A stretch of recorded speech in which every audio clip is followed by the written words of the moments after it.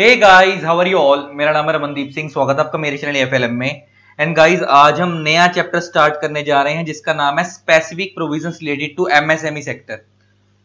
ये chapter CMA final के law के सिलेबस के अंदर फर्स्ट टाइम इंट्रोड्यूस हुआ है, पहले कभी नहीं था। सिलेबस 2022 के अंदर 2022 वाले सिलेबस में ऐड हुआ है। क्या है ये, इसके बारे में आज हम बात करेंगे।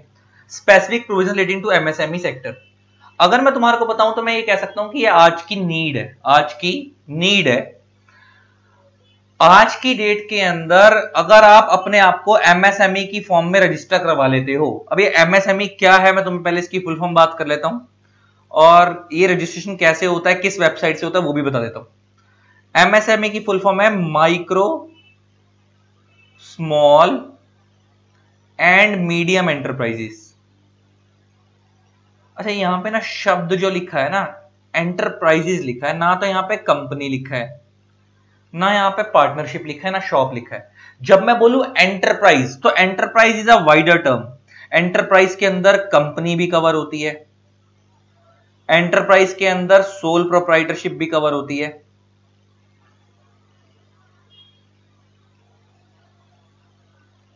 एंटरप्राइज के अंदर एचयूएफ भी कवर होती है, हिंदू अनडिवाइडेड फैमिली। एंटरप्राइज के अंदर पार्टनरशिप भी कवर होती है, एटसेट्रा। मतलब एंटरप्राइज एक बहुत वाइडर टर्म है, उसमें सब कुछ कवर होता है। जितने भी फॉर्म ऑफ बिजनेस होते हैं वो हर तरीके के फॉर्म ऑफ बिजनेस इसके अंदर कवर हो जाते हैं। तो इंडिया में आप कंपनी की फॉर्म में धंधा कर रहे हो, सोल प्रोप्राइटरशिप की फॉर्म में धंधा कर रहे हो, पार्टनरशिप की फॉर्म में धंधा कर रहे हो, आप किसी भी तरीके से बिजनेस कर रहे हो, आप उसको एमएसएमई के अंदर रजिस्ट्रेशन करवाना चाहते हो तो एमएसएमई के अंदर करवा सकते हो। अब ये जो micro small and medium enterprise register करवाना चाहते हो करवा सकते हो। Micro small and medium enterprise अगर आप अपनी एंटिटी को रजिस्टर करवाओगे तो उसका फायदा ये हो जाएगा कि आपको ना बहुत सारे बेनिफिट मिलेंगे इन टर्म्स ऑफ, मान लो आपको इजीली फाइनेंस मिल जाएगा, इजीली फाइनेंस मिलेगा, लोन इजीली मिलता है अगर आपकी एंटिटी एमएसएमई में रजिस्टर्ड है। आपको जो रेट ऑफ इंटरेस्ट है वो लेस मिलेगा as compare to others. Rate of interest cheaper होगा आपका as compare to others. Taxation में भी एडवांटेजेस मिलेंगे, प्लस इसके अलावा कंप्लायंसेस में आपको थोड़े से एज कंपेयर टू बड़ी बड़ी एंटरप्राइजेस कंप्लायंसेस लेस फॉलो करने होंगे, आपके ऊपर लॉ थोड़े कम लगेंगे। तो ऐसे मल्टीपल बेनिफिट्स होते हैं एमएसएमई में रजिस्टर करवाने के। और ये सारे बेनिफिट क्यों दिए जा रहे हैं, ताकि इंडिया में लोग एंटरप्रेन्योरशिप प्रमोट है, इंडिया में एंटरप्रेन्योरशिप प्रमोट होए, बिजनेस बढ़े, धंधा बढ़े। इंडिया के अंदर बिजनेस को प्रमोट करने के लिए, क्योंकि आज की डेट में आपको पता है, तुम में से कोई भी बंदा हो, हम लोग कोई भी प्रोफेशनल कोर्स करते हैं, कोई भी पढ़ाई करते हैं ना, तो बंदे के दिमाग में पहला ड्रीम ये होता है कि भाई ये करने के बाद अगर कोई किसी भी कोर्स में मूव करता है ना, सीए हो, सीएस हो या सीएमए हो, एलएलबी हो, किसी में भी हो, वो जिस भी सीनियर की गाइडेंस के थ्रू वो उस कोर्स में आता है, तो उसका पहला क्वेश्चन ये होता है कि जब मैं ये कोर्स कर लूंगा तो मेरा कितने का पैकेज लग जाएगा। बहुत सारे लोगों का ख्याल होता है ना। तो उसी चीजों से थोड़ा सा डिफरेंट आने के लिए कि लोग जॉब की तरफ ना सोचकर बिजनेस की तरफ भी जाएं। और बिजनेस करना तो आपको पता है, स्टार्टिंग में बिजनेस को खड़ा करना बड़ा परेशानी है, लोगों पे फंड्स की स्केर्सिटी होती है, लोन हैवी रेट पे मिलते हैं। तो वो सब चीजों को दूर करने के लिए इंडिया में बिजनेस को प्रमोट करने के लिए एमएसएमई का कंसेप्ट लाया गया। और ये हर तरीके का बंदा कंपनी की फॉर्म में बिजनेस कर रहा है, सोल प्रोप्राइटरशिप की पार्टनरशिप की फॉर्म में, किसी भी फॉर्म में, आपके लिए इंडिया में एक वेबसाइट है उद्यम रजिस्ट्रेशन। अभी मैं तुम्हारे को दिखाऊंगा एमएसएमई रजिस्टर करवाने के लिए। आप उसको अपने आप को एंटिटी को अपनी एज अ एमएसएमई के अंदर रजिस्टर करवा लो, सेम डे रजिस्ट्रेशन मिल जाता है, फ्री ऑफ कॉस्ट होता है, इसका कोई चार्ज नहीं होता रजिस्ट्रेशन लेने का। अगर आपकी एमएसएमई रजिस्टर होने के बाद ये हो जाएगा कि आपकी एक एंटिटी एक छोटी मीडिएटर एंटरप्राइज है, जो गली मोहल्ले के दुकानदार होते हैं, गली मोहल्ले की एंटरप्राइजेस होती है, छोटे लेवल पे काम कर रही है, और आपको अच्छा बिजनेस करने के लिए, प्रमोट करने के लिए ये कंसेप्ट लाया गया। और आप एक बार रजिस्टर करवा लोगे तो मैंने तुम्हें बताया इजीली लोन मिलेगा, सस्ते रेटों पे मिलेगा, टैक्सेशन में एडवांटेज मिलेंगे, लॉ कम फॉलो करने होंगे, और अदर वेरियस बेनिफिट्स मिलते हैं जो भी हम पढ़ेंगे इस चैप्टर के अंदर। तो इसलिए एमएसएमई में रजिस्ट्रेशन करवाने का फायदा तो होता ही है। क्योंकि आपको पता होगा इंडिया में जो बड़ी बड़ी कॉर्पोरेट्स देखते हैं ना, रिलायंस हो गया, टाटा हो गया, इंफोसिस हो गया, विप्रो हो गया, ये कुछ बड़ी कॉर्पोरेट्स हैं जो बहुत बड़े लेवल पे। अदरवाइज इंडिया में आज की डेट के अंदर भी अप्रोक्सीमेटली 85 to 90% बिजनेस एमएसएमई की फॉर्म में है, मतलब छोटे धंधे वाले ज्यादा रोजगार देते हैं। ये तुम चांदनी चौक दिल्ली के अंदर, चावड़ी बाजार, सदर बाजार, ये जो गांधीनगर, ये सब जो एरिया है दिल्ली के अंदर, क्योंकि मैं दिल्ली का तो मैं दिल्ली के सबसे बात कर रहा हूं, जो बाहर के बच्चे होंगे अपनी स्टेट से कंपेयर कर पाएंगे। हर एक स्टेट के अंदर कोई ना कोई, जैसे लखनऊ में हजरतगंज है, ऐसे हर एक स्टेट के अंदर अलग अलग एरिया होते हैं जो बिजनेस के लिए बहुत पॉपुलर होते हैं। तो आप देखोगे कि उधर छोटी छोटी दुकानें कितने लोगों को रोजगार दे रही है। हर एक दुकान में अगर 5-5 लड़के भी लगे हुए हैं तो वो कितने लोगों को, कितने घर चल रहे हैं उन एक एक दुकानों से। तो इंडिया में ज्यादातर जो अगर बिजनेस ज्यादा होंगे तो रोजगार ज्यादा बढ़ेगा, मतलब जॉब तो बढ़ेगी, और जितने ज्यादा बिजनेस खोलेंगे उससे नॉर्मल जो छोटे छोटे घरों के जो लोग हैं जिनको नौकरियां ढूंढनी है उनको उन दुकानों पे नौकरियां मिल जाती हैं। तो उन सब चीजों को प्रमोट करने के लिए इंडिया में एमएसएमई का कांसेप्ट लाया गया। अब एमएसएमई मानेंगे किसको, कौन सी ऐसी एंटिटी है जिसको हम micro small and medium enterprise मानेंगे? माइक्रो किसको मानेंगे, स्मॉल किसको मानेंगे, मीडियम एंटरप्राइज? तो ये 3 एंटरप्राइज है, ये ना एमएसएमई जो हेडिंग लिखी ना, micro small and medium enterprise, ये 3 एंटरप्राइज में डिवाइड है। एक है माइक्रो एंटरप्राइज जो बहुत ही छोटी है, एक है स्मॉल एंटरप्राइज जो उससे थोड़ी सी बड़ी है, और एक है मीडियम जो स्मॉल से बड़ी है लेकिन वैसे मीडियम है, मतलब लार्ज से छोटी है। तो ये माइक्रो किसको मानेंगे, स्मॉल किसको मानेंगे, मीडियम किसको मानेंगे? उसके लिए ना यहाँ पे एक डेफिनेशन का एक क्राइटेरिया दिया हुआ है, ये रहा micro small and medium enterprise किसको मानेंगे, क्राइटेरिया दिया हुआ है। अभी हम पढ़ेंगे भी इसके बारे में। वैसे तुम्हें एक नॉलेज के लिए एक चीज और बताता हूं, इंडिया में ना एक एक्ट है, मैं तुम्हें उस एक्ट का नाम लिखवा देता हूं, मैंने लिख रखा था। एक मिनट रुक जाओ, एक मिनट।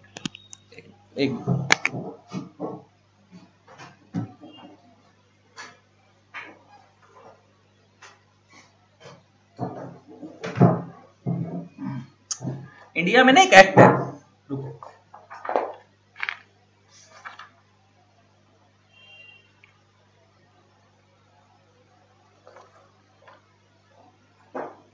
इंडिया में एक एक्ट है जिसका नाम है इंडस्ट्रीज डेवलपमेंट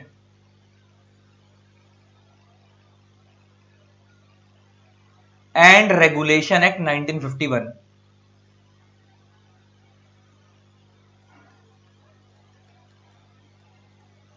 इसको हम शॉर्ट में आईडीआरए भी बोलते हैं। क्या बोलते हैं? आईडीआरए भी बोलते हैं। ये एक्ट भी बिजनेस लोगों को, एंटरप्रेन्योरशिप को प्रमोट करने के लिए लाया गया था, और इसको इसी के बाद, ये अभी खत्म नहीं हुआ इंडिया में, इस एक्ट में, और इसके लिए जो आप जो micro small and medium enterprises पढ़ रहे हो, हाँ, इंडस्ट्रियल, एक ये जो आप एमएसएमई पढ़ रहे हो ना, इसके लिए इंडिया में एक अलग से एक्ट है, MSME act, micro small and medium enterprises act 2006। Micro small and medium enterprises act 2006। अभी हम इसी के बारे में पढ़ेंगे तुम्हारे इसके अंदर, एंटरप्राइज एक्ट 2006, ये 2006 में लाया गया। इस एक्ट में और इस एक्ट में फर्क क्या है? दोनों ही बिजनेस को प्रमोट करने के लिए लाया गया। ये एक्ट ना सर्विसेज में डील नहीं करता था, सर्विस सेक्टर में डील नहीं करता था। मतलब इंडिया में बिजनेसमैन 2 तरीके के होते हैं, एक होते हैं गुड्स वाले, एक होते हैं सर्विसेज वाले। मान लो डॉक्टर्स, टीचर्स, ये लोग सर्विस सेक्टर वाले हैं, और ये जो एफएमसीजी वाले हैं या गारमेंट्स वाले हैं, ये लोग प्रोडक्शन के अंदर हैं, गुड्स वाले लोग हैं, ये गुड्स के सेक्टर में डील करते हैं। तो ये वाला जो इंडस्ट्रीज डेवलपमेंट रेगुलेशन एक्ट है, ये सर्विस सेक्टर में डील नहीं करता था, एप्लीकेबल नहीं होता था। इस वाले एक्ट के अंदर भी बहुत सारे बिजनेसमैन को बहुत सारे बेनिफिट दिए जाते थे, लेकिन ये सर्विस सेक्टर के लोगों को नहीं लगता था। ये मेन इसका जो फोकस था वो मैन्युफैक्चरिंग यूनिट्स पे था, मतलब ट्रेड वालों पे भी नहीं था। एक होता है कि जो लोग मैन्युफैक्चर कर रहे हैं, और एक होता है कि मैन्युफैक्चर करने के बाद, मैन्युफैक्चर हम कर रहे हैं, बेच कोई और रहा है। तो जो ट्रेडर होते थे उनको भी ये बेनिफिट नहीं देता था खास, ये सिर्फ जो लोग मैन्युफैक्चर कर रहे हैं उन्हीं को ज्यादा बेनिफिट देता था। और ये जो micro small and medium enterprise act है, ये इसी की एक्सटेंशन है, इसी की एक्सटेंशन है। मतलब इस एक्ट के अंदर फायदा क्या है? ये सबको बेनिफिट देता है। ये गुड्स वालों को भी बेनिफिट देता है, जो लोग गुड्स सेक्टर में डील करते हैं, ये सर्विसेज वालों को भी बेनिफिट देता है। आप भले मैन्युफैक्चरिंग में हो या आप ट्रेडिंग में हो, आप माल बना रहे हो, आपको भी बेनिफिट देगा। आप माल नहीं बना रहे, आप बने हुए माल को बेच रहे हो, ट्रेडिंग कर रहे हो, आपको भी बेनिफिट देगा। तो ये हर किसी को बेनिफिट देता है, इसलिए आज के डेट में इस वाले एक्ट की इंपॉर्टेंस थोड़ी कम हो गई है। नॉलेज के लिए बता रहा हूं, तुम्हारे कोर्स में तो एक्ट है ही नहीं, नॉलेज के लिए बता रहा हूं कि इस एक्ट के पहले इंडिया में क्या चल रहा था और अब आया एमएसएमई एक्ट 2006। और ये micro small and medium enterprise किसको मानेंगे, इसकी डेफिनेशन दी हुई है। ये 2020 में रिवाइज हुई थी, इससे पहले कुछ और थी, वो चेंज होने के बाद अब ये वाली चल रही है। कि माइक्रो किसको मानेंगे, स्मॉल किसको, मीडियम को। अच्छा, इंडिया में मैंने तुम्हारे को ये तो बता दिया कि एमएसएमई का फायदा क्या होता है। अब इंडिया में एमएसएमई को, अगर आपको एमएसएमई का रजिस्ट्रेशन लेना है तो आपको किस वेबसाइट पे जाना होता है, मैं तुम्हें वो बता देता हूं, वो देखो।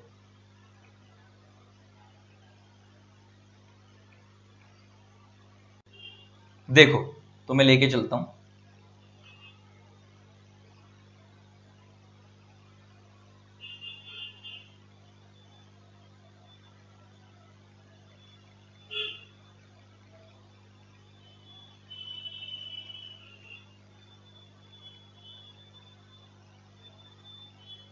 उद्यम रजिस्ट्रेशन एक वेबसाइट है, उद्यम रजिस्ट्रेशन, यहां जाना, इस पे क्लिक करोगे, ये आ गया आपको एमएसएमई और उद्यम रजिस्ट्रेशन प्रोसेस बोलते हैं।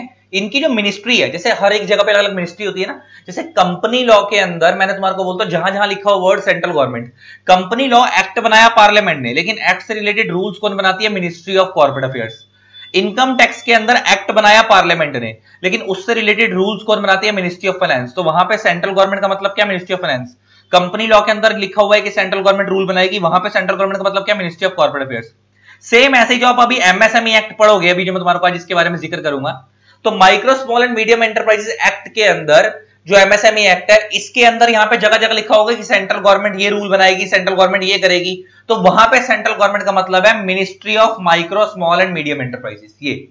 ये उस मिनिस्ट्री का नाम है, ministry of micro small medium enterprises, ये उस मिनिस्ट्री का नाम है। इधर इस वेबसाइट पे आने के बाद अगर आप न्यू एंटरप्रेन्योर हो, आपने कभी अपने आप को रजिस्टर नहीं करवाया, तो आप यहां करवाओगे अपने आप को रजिस्टर। यहां पे आने के बाद अब देखो वो बता रहा है, अगर आप सोल प्रोप्राइटर हो, आप अपनी दुकान चलाते हो, या आप पार्टनरशिप चला रहे हो, या एचएफ चला रहे हो, तो आप अपने किसी एक पार्टनर का, या प्रोप्राइटर हो तो आप सिंगल बंदे हो तो अपना आधार नंबर डाल दो, और आधार के ऊपर आपका क्या नाम लिखा हुआ है वो डाल दो। बस उसके बाद ओटीपी जनरेट करोगे, वैलिडेट जनरेट ओटीपी, आपके फोन पे ओटीपी आएगी, आप आगे बढ़ जाना। उसके बाद वो कुछ बेसिक डिटेल्स मांगेगा, हाथों हाथ आपका एमएसएमई रजिस्ट्रेशन नंबर निकल के आ जाएगा, सर्टिफिकेट हाथों हाथ डाउनलोड कर सकते हो।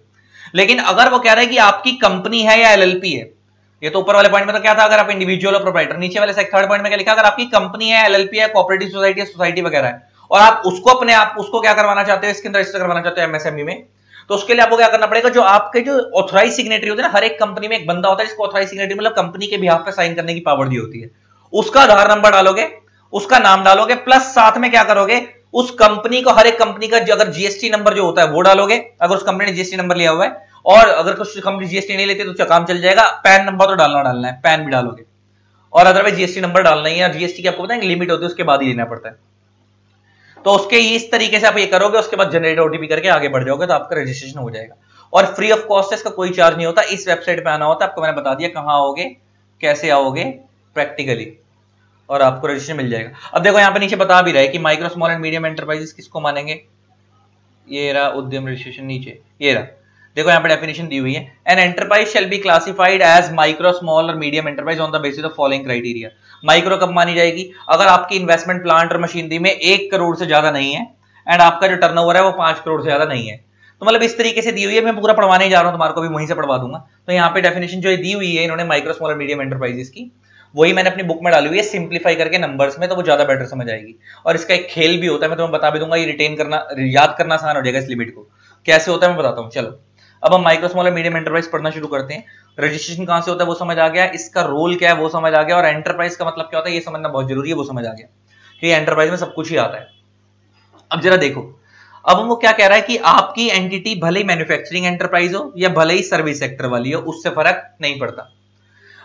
आपकी एंटिटी के अंदर, आपकी एंटिटी, ये देखो लिखा हुआ है यहाँ पे, revise classification applicable with effect from 1 जुलाई 2020।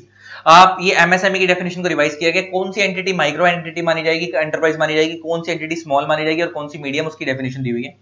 कह रहा है अगर आपकी इन्वेस्टमेंट प्लांट और मशीनरी में, अच्छा प्लांट और मशीनरी का क्या होता है, जिससे आप प्रोडक्शन करोगे, है ना, और आप सर्विस सेक्टर वाले हो तो आपके लिए मशीनरी क्या होगी, वो कंप्यूटर, लैपटॉप्स, ये सब आपके लिए मशीनरी होगी, है ना। अगर आप सर्विस सेक्टर वाले हो तो आप यही सब लगाओगे वहां पे, और आप अगर प्रोडक्शन वाले हो, मैन्युफैक्चरिंग वाले हो तो आप लोग क्या लगाओगे वहां पे, प्रोडक्शन वाले हो तो आप लोग मशीनरी वगैरह लगाओगे जिससे वो चीज प्रोड्यूस होगी।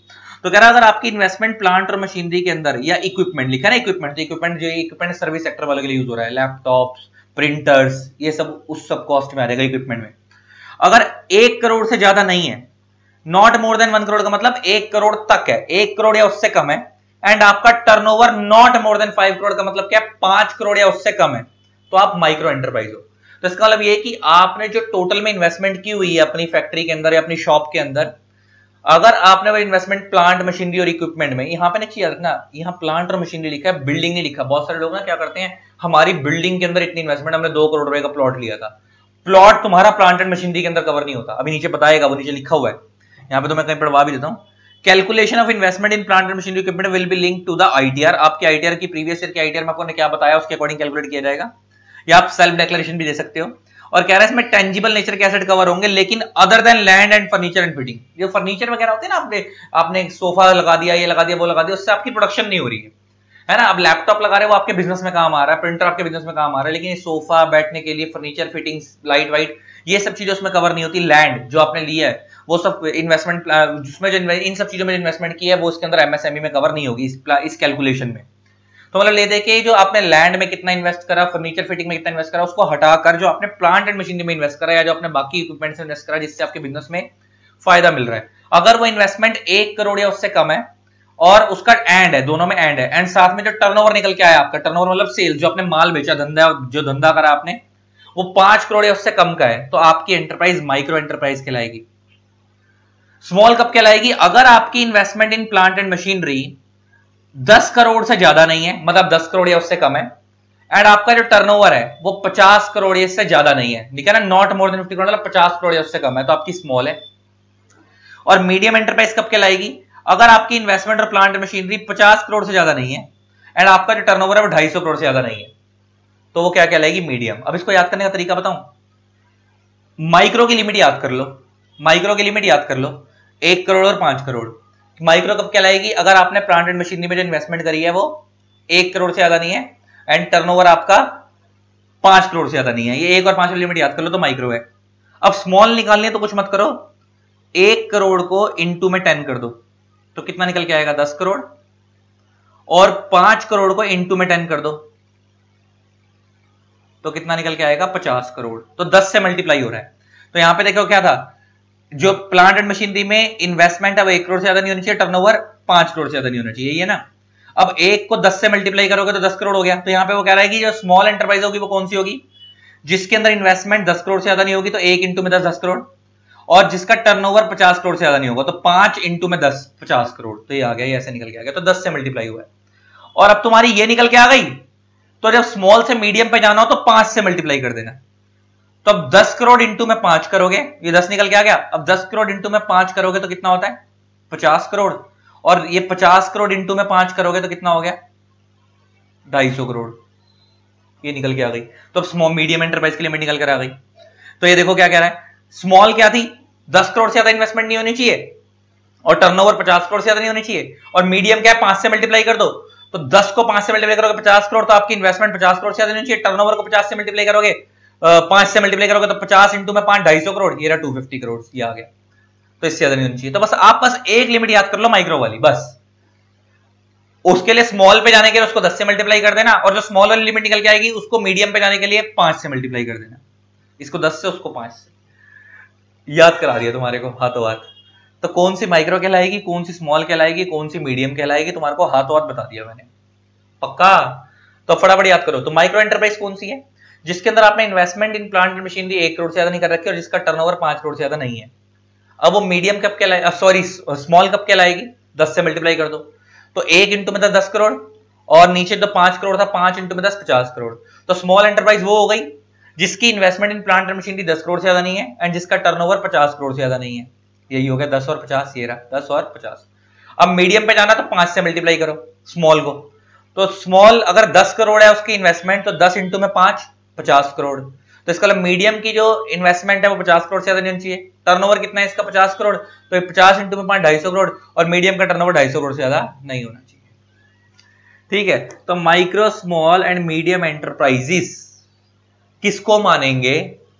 इन्वेस्टमेंट के बेस पे हमें समझ आ गया। इसके बेस पे आप अपने आप को रजिस्टर करवा सकते हो कि आपकी माइक्रो कहलाएगी, स्मॉल कहलाएगी या मीडियम कहलाएगी। ठीक है जी, अब हम पढ़ना शुरू करें। अब बुक से पढ़ना शुरू करते हैं, आओ। तो अभी इसका रजिस्ट्रेशन कहाँ होता है ये बता दिया, फ्री ऑफ कॉस्ट होता है, फायदा क्या होता है ये बता दिया।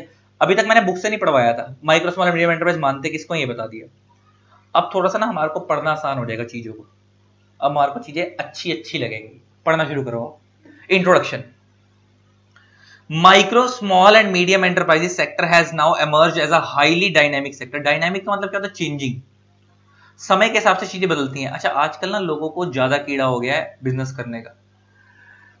सर्विस सेक्टर एक टाइम था कि लोगों को सर्विस, जब से इंडिया में शार्क टैंक इंडिया आने लगा है ना, कुछ तो देखो यार, देखो लोगों के ना कुछ तो घर के हालात ऐसे होते हैं कि कुछ लोग बिजनेस नहीं कर पाते। कुछ लोग सर्विस सेक्टर से बिलोंग करते हैं, उनके घर की फाइनेंशियल कंडीशन इतनी अच्छी नहीं होती कि वो बिजनेस कर पाए, उनको जॉब ही करनी पड़ती है। लेकिन मेजरली बहुत सारे लोगों को आजकल चस्का लग गया है, शौक लग गया है बिजनेस करने का। तो बिजनेस करना है तो आपको फिर फायदे तो मिलने चाहिए ना, तो आप अपने आपको एमएसएमई में रजिस्ट्रेशन करवाओ, उसके बाद आप बिजनेस करो तो आपको फायदा मिलेगा, है ना। आपको वेरियस बेनिफिट मिलेंगे, लोन इजीली मिलेगा, सस्ते दामों पे मिलेगा। आप तो वैसे घर में बैठ के कर सकते हो, कोई इतना मुश्किल नहीं है। अदरवाइज आप किसी प्रोफेशनल पे जाओगे तो 200-500 रुपए में कर देगा रजिस्ट्रेशन एमएसएमई का, आपके लिए फीस लेके। तो कहता है micro small medium enterprise sector has now emerged as a highly dynamic sector. मतलब आजकल में समय के हिसाब से लोग बिजनेस कर रहे हैं, तो ये बहुत ग्रोइंग सेक्टर है, बदलता हुआ सेक्टर है। Apart from providing large employment at comparatively lower capital cost than large industries. अच्छा, यहीं रुक जाओ। आपको पता है बड़ी इंडस्ट्रीज में हाई इन्वेस्टमेंट होती है और वो फिर भी उतना रोजगार नहीं दे पाती, क्योंकि लिमिटेड कैपेसिटी। रिलायंस कितने लोगों को रोजगार दे देगी? पूरी स्टेट को रोजगार दे देगी? नहीं। टाटा पूरी स्टेट को रोजगार दे देगी? नहीं। लेकिन ये जो गली मोहल्ले की दुकानें हैं, ये छोटे छोटे बिजनेसमैन है, ये पूरी स्टेट को रोजगार दे सकते हैं। हर एक दुकान पे 3-3 4-4 नौकर भी लग जाते हैं, तो पूरी स्टेट के लोगों को रोजगार मिल जाता है, अगर उस स्टेट में दुकानें ज्यादा है, बिजनेस ज्यादा है तो कह रहा है कि ये जो छोटे लोग होते हैं ना, मतलब जो छोटे बिजनेस होते हैं, ये लोअर कैपिटल में ज्यादा लोगों को रोजगार देते हैं, क्योंकि इंडिया में 90% बिजनेस यही है। बड़ी बड़ी कंपनीज अपने हिसाब से रोजगार तो देती है, लेकिन इतना नहीं दे पाती कि वो पूरी स्टेट की और पूरी कंट्री की रिक्वायरमेंट पूरी कर पाएंगी। But also helps in industrialisation by ordinary people. तो कह रहा है ऑर्डिनरी पीपल को, नॉर्मल लोगों को इंडस्ट्रियलाइजेशन में हेल्प होती है। आजकल लोग बिजनेस में आते हैं एमएसएमई की वजह से, और उनको क्योंकि फायदा मिलेगा तभी लोग धंधा करेंगे, वरना लोग धंधा करने से डरते हैं कि कंपनी के। आजकल ना लोग कुछ तो हर तरीके के ना माइंडसेट के लोग होते हैं। बहुत सारे लोग ऐसे होते हैं जो ये कहते हैं यार नौकरी करेंगे, टेंशन नहीं है, सुबह जाएंगे 10 बजे 6 बजे आएंगे, 6 बजे के बाद कंप्यूटर बंद कर दिया, छोड़, सिरदर्दी नहीं, है ना। उसके बाद किसी की टेंशन नहीं, चिक चिक पिक पिक नहीं, आराम से। बिजनेस में तो क्या है, साला 24 घंटे लगे रहो। अब हमारा बिजनेस तो हमें लगे रहना पड़ता है, लेकिन किसी की अगर जॉब है, आराम से 6 बजे कंप्यूटर बंद करके आप कल की काम कल देखेंगे, आज रात को एंजॉय करो, दिन एंजॉय करो, शाम को घूमो फिरो, मौज लो। फिर ग्रोथ भी उसी हिसाब से होती है ना। फिर शौक भी उसी हिसाब से पूरे हो पाते हैं, नीड्स भी उसी हिसाब से पूरी हो पाती हैं।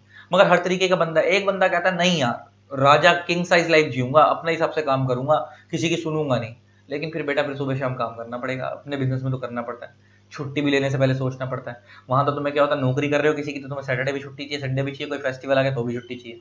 यहाँ हमारा अपना काम है तो हम तो छुट्टी लेने से पहले कतराते हैं, सोचते हैं नुकसान होएगा, क्या फायदा काम खोले रखो। तो हर चीज के प्रोज एंड कॉन्स होते हैं। लेकिन कह रहा है कि कुछ लोग ऐसे होते हैं जो रिस्क अवर्स होते हैं, जो रिस्क नहीं ले पाते हैं, जिनको रिस्क से दिक्कत है, तो वो लोग क्या करते हैं, जॉब में जाते हैं। जिन लोगों को, और कईयों की फाइनेंशियल कंडीशन ही ऐसी होती है जिनको जॉब में जाना मजबूरी रहती है। कईयों का सब कुछ ठीक है तो वो लोग रिस्क लेना चाहते हैं तो ले लेते हैं और बिजनेस में आते हैं, चल जाएगा तो ठीक, नहीं तो नौकरी तो कर ही सकते हैं। तो कह रहा है thereby reducing regional imbalances, assuring more equitable distribution, MSME support large industries as ancillary. Note, ये लाइन बड़ी इंपॉर्टेंट है, एज एंसिलरी। आप कभी शब्द सुनते हो, एक होता है मेन थिंग, एक होती है एंसिलरी थिंग, आप समझते हो। देखो ये जो एक कंपनी है जो जीन्स बना रही है, जीन्स हो गई मेन चीज, और एक कंपनी है जो उस जीन्स के लिए बटन बना रही है, जो जीन में एक बटन लगता है, बटन बना रही है उस जीन के लिए। क्या बना रही है? एक कंपनी जो जीन के लिए बटन बना रही है या उस जीन के लिए जिप बना रही है। तो इसका मतलब इसका मेन वर्क नहीं है, इनका एंसिलरी वर्क है। क्या, कौन सा वर्क है? Ancillary work. तो एंसिलरी वर्क एक ऐसा वर्क होता है जो मेन काम को पूरा करने के लिए किया जाता है। बहुत सारी कंपनी शर्ट्स बनाती हैं लेकिन बटन खुद नहीं बनाती, बटन किसी और से बनवाती है। तो जो बटन है वो एंसिलरी वर्क है, शर्ट मेन वर्क है। तो इसका मतलब वो कह रहा है कि जितनी तो एमएसएमई एंटरप्राइज होती है, ज्यादातर ये एंसिलरी वर्क में इन्वॉल्व होती है, मेन वर्क में इन्वॉल्व नहीं होती। बड़ी बड़ी इंडस्ट्रीज इनसे टाई अप करती है कि आप हमारे लिए काम करो। बहुत सारी कंपनी, तुम कभी देखते हो जीन्स के पीछे, जब आप जीन पहनते हो तो पीछे एक वो लोगो लगा होता है उनका, ब्राउन से कलर का जीन के ऊपर लगा होता है। तो जो लोगो पीछे की तरफ लगा होता है उनका, जो उन्होंने बनाता, तो बहुत सारी कंपनियां जीन बनाती है लेकिन वो लोगो खुद नहीं बनाती, लोगो किसी और से बनवाती है अपना। बहुत सारी जो कोल्ड ड्रिंक्स की कंपनीज हैं वो कोल्ड ड्रिंक का कंटेंट बनाती है लेकिन बॉटल्स खुद नहीं बनाती, कहीं और से बनवाती है। तो बॉटल एंसिलरी वर्क है, कोल्ड ड्रिंक मेन वर्क है। तो वो कह रहे हैं कि ज्यादातर जितने भी इंडिया में एमएसएमई यूनिट है, जो छोटे बिजनेसमैन है, ये बड़ी बड़ी इंडस्ट्रीज को सपोर्ट करते हैं एंसिलरी यूनिट बनकर। एंसिलरी यूनिट का मतलब उनको किसी ना किसी तरीके से हेल्प करते हैं बड़ी बड़ी इंडस्ट्रीज को। The primary responsibility of the promotion and development of MSMEs of the state government. Her state की जिम्मेवारी होती है, हर स्टेट, दिल्ली स्टेट गवर्नमेंट अपनी, हर, देखो एक बात बताओ, किसी भी स्टेट का बिजनेस ग्रो करे उनकी स्टेट की जिम्मेवारी होती है कि वो अपनी स्टेट के लोगों को ज्यादा फायदे दे, इस तरीके से फायदे दे, उनको लोन इजीली प्रोवाइड करें, क्योंकि जिस स्टेट को स्टेट गवर्नमेंट उनको ज्यादा हेल्प करेगी। देखो सेंट्रल गवर्नमेंट तो सेंटर लेवल पे क्या कर सकती है, रूल मेकिंग कर सकती है, एक्ट बना सकती है, काइंडली इस तरीके से सपोर्ट करती है, लेकिन स्टेट के बिजनेसमैन को अलग अलग तरीके के फायदे देना, उसको ज्यादा ग्रोथ प्रोवाइड करना, वो स्टेट का काम है, स्टेट गवर्नमेंट की रिस्पॉन्सिबिलिटी होती है। तो कह रहा है एमएसएमई में मेन रोल स्टेट गवर्नमेंट का होता है, सेंट्रल गवर्नमेंट तो खाली सप्लीमेंट करती है स्टेट गवर्नमेंट के एफर्ट को। सप्लीमेंट का क्या है, लॉ बना दिया, पॉलिसीज अच्छी बना दी, रूल्स अच्छे बना दिए ताकि उन बिजनेसमैन को फायदा हो जाए। सेंट्रल गवर्नमेंट सिर्फ इतना ही कर सकती है, लेकिन उस स्टेट में किस तरीके से बेटर काम होगा, उनको लोन सस्ते दामों में दिलवाना, बैंक से उन बिजनेसमैन का टाई अप करवाना, ये तो स्टेट गवर्नमेंट ही अपनी स्टेट के लिए पॉलिसी निकलवाती है ना। तो रोल और इस एक्ट के अंदर जो कह रहा है मेजर रोल है मिनिस्ट्री का, वो कौन सी, मिनिस्ट्री ऑफ एमएसएमई है ना। वो इसको हेल्प करती है एंटरप्रेन्योर्स को लाइवलीहुड प्रोवाइड करने के लिए, मतलब रोजगार प्रोवाइड करने के लिए, उनकी रोजमर्रा की जरूरतें पूरी करने के लिए।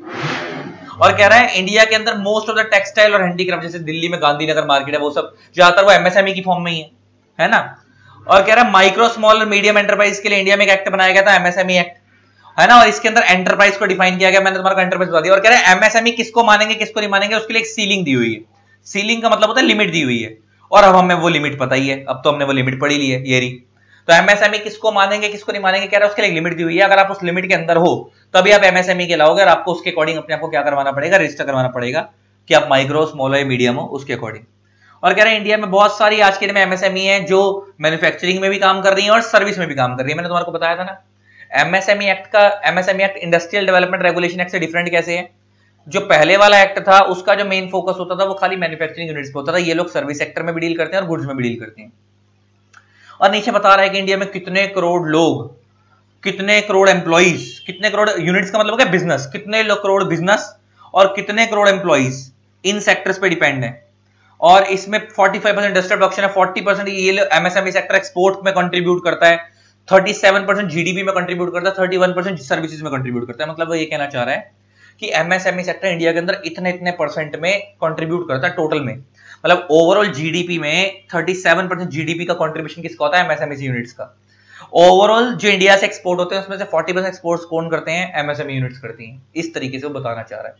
तो ये इनका रोल है इंडिया के अंदर। एमएसएमई क्या होता है हमारे को ये समझ आ गया। अब आगे बढ़ते हैं जी। Rights available to MSME and measures for promotion of MSME under MSME act. अब यहां से पढ़ना शुरू करेंगे।